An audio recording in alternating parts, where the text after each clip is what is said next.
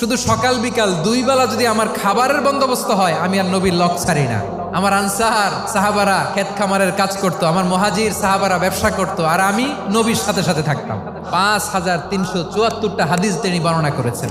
সবচেয়ে বেশি হাদিস বর্ণনাকারী সাহাবী আবু হুরায়রা রাদিয়াল্লাহু তাআলা আনহু। বিড়ালের বাবা কি করতেন? খালি হাদিস মুখস্থ করতেন। হাদিস প্রিজার্ভেশনের কাজে বিশ্বনবী ওনাকে কাজে লাগিয়েছেন। উনি একদিন বলেন, ইয়া রাসূলুল্লাহ আসমাউ মিনকা কাসীরান ফালা আহফাজু। নবী, অনেক কথা শুনি, আমার মনে থাকে না। বিষ্ণু বললেন, তাই তোমার চাদরটা বিছাও। আবু হুরায়রা বিছালেন। বিশ্বনবী হাত বুলায় দিলেন। এরপরে অনেক হাদিস বর্ণনা করলেন। আবু হুরায়রা বলে, তারপর থেকে বিশ্বনবী যাই বর্ণনা করে আমি শুনি আর একটাও বলি না। এখন সুবহানাল্লাহ। বিশ্বনবী ওনাকে নবীর এই যে লক্ষ হাদিস প্রিজার্ভেশনের এই দায়িত্ব দিয়েছেন সাইয়েদনা আবু হুরায়রা রাদিয়াল্লাহু তাআলা আনহুকে। আপনারা কি খেয়াল করেছেন কত বড় চৌকস ট্যালেন্ট হান্টার ছিল আমার নবী? এক একজনের এক এক ট্যালেন্ট, এক একজনকে এক এক দায়িত্ব দিয়েছেন, এক একজনের প্রতিভাকে এক একভাবে বিকশিত হওয়ার সুযোগ দিয়েছেন। আওয়াজ করে বলেন ঠিক কি না?